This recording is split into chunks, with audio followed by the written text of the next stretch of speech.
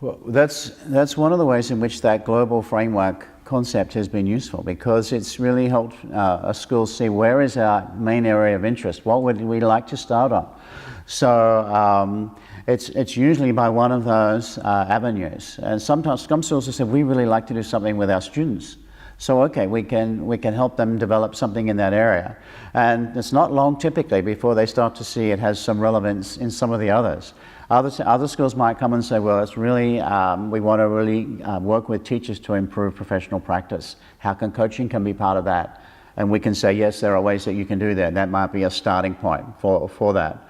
Others start with their leadership team and look at how we might introduce a coaching approach to help teachers get better. And implement it as a growth and development process that's separated typically from the formal performance review.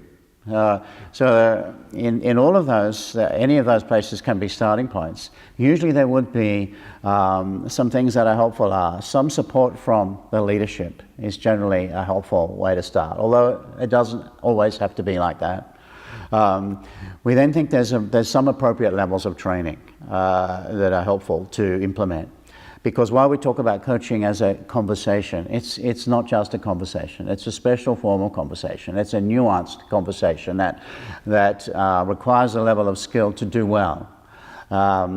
However, we think there's a level of training that can get teachers or leaders to a good enough level reasonably quickly, and then they get better and better over time. So it's some leadership support is helpful. Some level of commitment from key people in the school is often quite important. Some level of training for those who might be involved we think is pretty important. Some way of measuring how this is going to make a difference and what kind of impact. Some ongoing support as well. So we help support schools who've started with reflective practice. Ways that they can continue to improve and refine the coaching after they might have begun with an investment in some training and so on. So they don't have to do it all, they can do more of it themselves over time. And then there's other resources, web-based resources and other things that we can help provide them with that continue to help them in their journey. So there's some helpful steps that can be useful, although every school is different. And so the context is really important, and we always want to respect that and work with the school leadership in whatever way is going to make the most impact for them. Typically, we've tried to take coaching out of a remedial context as a way of fixing what's not working. And you see it more as a development and growthful opportunity for everyone who might like to be involved.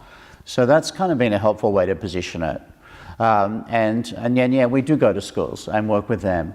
And all of the people who work with us are ex-teachers or principals. They know education and they understand the challenges of time and how much pressure and how busy things are.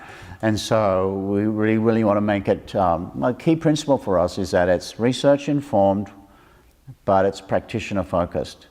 So if a teacher is going to be involved in a workshop with us, the conversation they might have with a colleague or someone in their team later in the week will be different because they've been at this workshop. It's got to be immediately applicable.